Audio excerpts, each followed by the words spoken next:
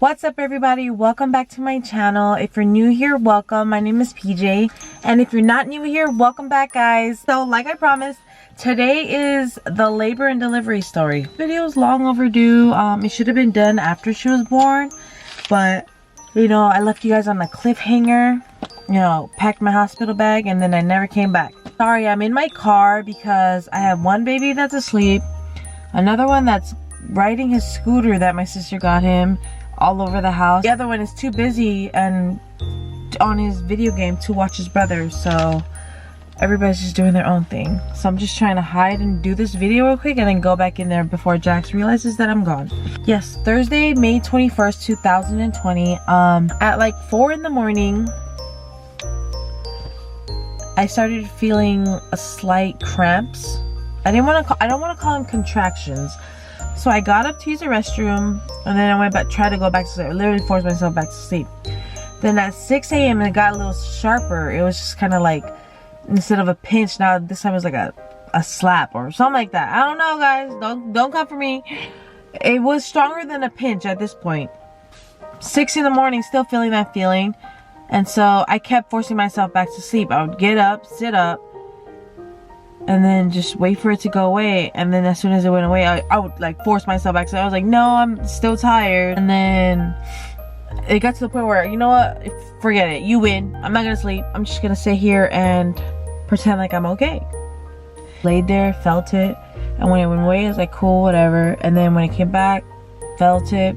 When it went away, cool, whatever. So at 8 in the morning, I wake up Ina for work. My husband, I wake him up for work. And then as he's getting ready, I'm telling him, like, keep your phone up. Like, turn the phone up. Don't put it on silent today. I know you have to have it on silent for work, but turn your phone up today. And he goes, why? Why? Like, oh, like, I don't know. I'm just feeling things. I don't know if it's time, but in case something is happening, just have your phone up. He said, call my sister, or here's the number to my office. You know, like, if you don't get a hold of me, keep trying to get a hold of me. And I was like, I don't want to try, just keep your phone up, then. And so he went to work knowing that I was feeling things. Like, I kept him in a loop. My husband left to work like at 9 in the morning, and then from 9 to 11 I was just all up in my head on Google. Google is dangerous, especially when you start feeling things. You Google a symptom like, hey, I feel this, and then boom, Google tells you, oh girl, you might be dying. Like, what? 0 to 100 all of a sudden? But I literally was all up in my head because I was on Google. If you ever feel like a symptom of something or whatnot, like, don't go on Google. Don't go on there. I mean, Google knows a lot, but most of the time they got you in your mind, got you in your head, making you feel, diagnosing yourself with things that you don't have. At 12, I called the hospital that I was scheduled to give birth at, and I was telling them, like, hey, this is what I'm feeling. You know, it's bearable, but I'm just wondering, like, when should I try to come in? And then their answer wasn't helping me much either. They're like, yeah, well, you could come in and we could check. Girl, I don't want to check. I want to know if I need to be there or not. COVID's around. I don't want to be in a hospital if I don't need to be in a hospital. So I was like, okay, thank you so much. And then I hung up, still with unanswered questions. Try to distract myself even more. I decided to shoot what's in my hospital bag.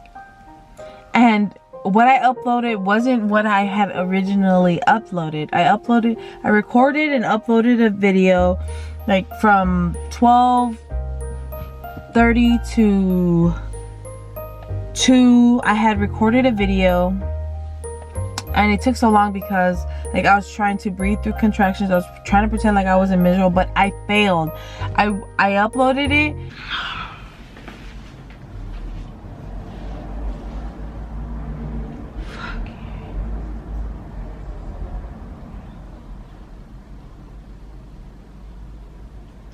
Hey guys, welcome back to my channel. It's PJ.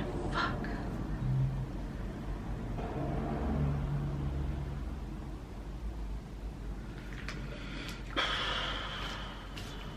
Hey guys, it's PJ. Welcome back to my channel.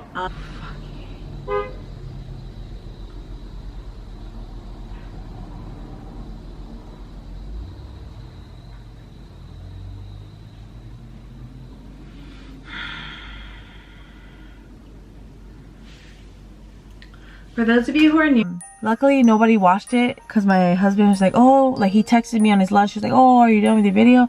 And I texted him, I was like, I hate it. I hate it so much. I look miserable. He's like, why? What happened? I was like, I look so freaking miserable. It looks unplanned. It looks forced. And like I said, I look so miserable. So he's like, oh, like just reshoot it, you know? And like he was trying to keep my spirits up. And I love him for that. And I was like, cool, you're right. You know, I could just delete that and reshoot it. So that's exactly what I did, because I was still trying to convince myself that I'm not in pain. This isn't pain. Like, it's not to where I'm on my hands and knees trying to, you know, crawl to help. No, it was more so like, don't say nothing to me because I'm already annoyed because of the pain. That kind. Any of y'all know that type of pain? Like, don't talk to me. I'm hurt. I'm annoyed. Don't talk to me. That's what I was feeling. So 2:30 to 3:30 I shot the video, and then by like 3:45 it was up, and that one came out a lot better. At 4 something, like 4:40, the video was uploaded, and the contractions started to become more unbearing. It started to prolong longer than the ones that were like going on at 6 in the morning. I was like, oh, okay, then maybe I should start timing. I still didn't know what I was doing with the timer. I don't even know if I have that, but I still don't know what I was doing with the timer. I would press timer, and then when it go away, I'd stop, and then I was like, okay, so why is the timer still going? Girl, I was lapping. I don't know what I was doing on my timer. It was like lap 1, lap 2, and I was like, so which one is... Anyways. But at this point, I was still refusing to go in, because I feel like it wasn't that type of pain to where, you know, I had to stop everybody's lives and be like, okay, it's time. Like, my biggest fear, other than giving birth on my couch, which probably should have been my first fear, was wasting people's time. Like, I didn't want to waste my husband's time calling him from work. I didn't want to waste, you know, nurses' time checking me to see if I'm actually supposed to be admitted. I didn't want to waste a bed to where a mother who's actually giving birth could have gone. Like, I didn't want to waste people's time. Instead of trying to figure out what was wrong with me, I decided to send the only people that were in the house with me, my brother, my sister, my kids, to McDonald's to go buy burgers while I, you know, felt the pain alone. I don't know, I didn't want to feel it with everybody who has home. Like, I felt it, but like, I was trying to hide it so I didn't worry people. Then they got back from McDonald's, and I was like, cool, you know, like, I'm gonna go shower. I shower, and then not long after, you know, there was bloody show, and I was like, cool, I'm going. I know I saw that on Google. I saw bloody mucus. That's how you know you're going into labor, and I'm going now. So that was literally the confirmation that I needed, the one that the doctor didn't give me, the one that Google didn't give me, that I needed. Well, Google did give me that, but that was the one confirmation that I needed to be like, cool, pack the bag that I just unpacked and let's go. So, you know, I called my husband. I was like, hey, meet me at the hospital. He's like, wait, is it time? Is it time? I was like, babe, I don't know. Like, there was just stuff in the shower, and, you know, I've been feeling it all day. So, yeah, just meet me there. So I got to the hospital around 6, and my husband's already there.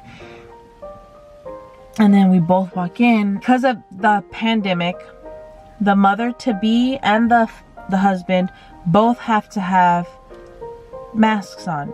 And they check your temperature at the door, and only the wife can go in. So my husband went to go wait at the car, and then they took me back, and they were asking me questions. So they checked me and all that, and they're like, oh, okay, you're like 5 to 6 centimeters.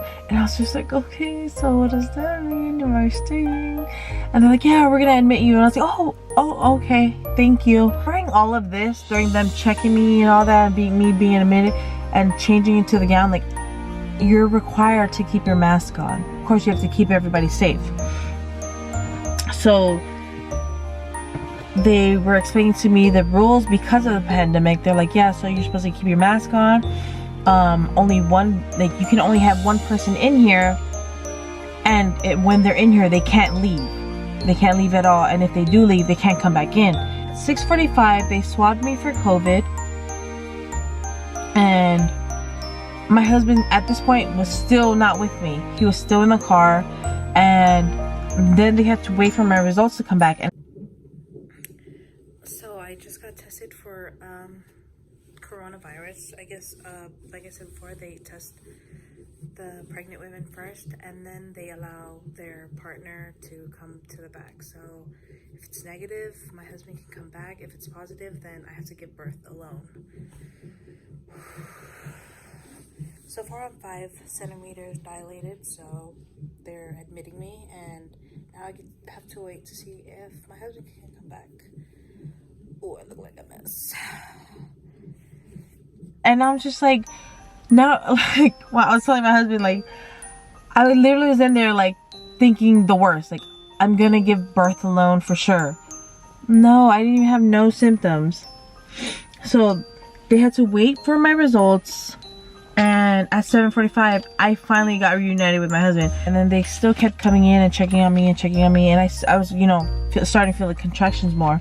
So, I finally told him, I was like, hey, you know, I just want to let you guys know, my first and second child, I was induced. My second one, I waited for like 6 hours until they finally induced me, and he came out like 2 minutes later. So, you know, to speed up the process, I'm okay with being induced. So, 8 to 10:15, and then 10:30, they finally came back, and I guess I was dilated enough for them to induce me. So they induced me. And mind you, during all these contractions and all this stuff, I was still trying to breathe through a mask. I was like, nurse, please.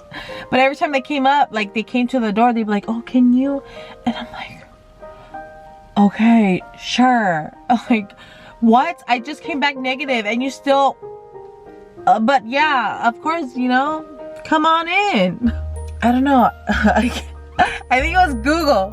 I read on Google that if you tense up too much, like, and don't let the contractions ride through, like, you could prolong the delivery. So at 1:15 a.m. I gave birth to my daughter. She came in at 8 pounds 12 ounces and then 20.5 inches. I was low-key mad at her because she took so long. I told my husband, I was like, she's so mean. She's so mean. It was a mess, but it came out really beautiful. She came out with low blood sugar, so they had to give her some sugar. That's my delivery story, or labor and delivery with Kinsley Jane. And right now she's sleeping, but I promise you in the next video you guys will get to meet her. Anyways, thank you guys so much for watching. I love you guys. Be safe, be kind, and yeah, I'll see you next time. Bye.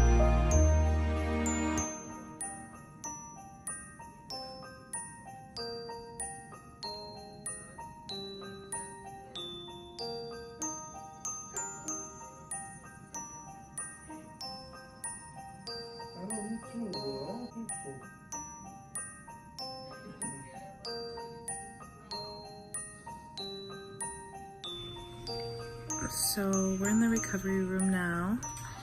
I'm about to feed her. So far so good, but they said she has low blood sugar, and I'm kind of surprised because I was downing Coke. But we're all well. She was born at 1:15 a.m. and it's currently 3:25. I'm so tired.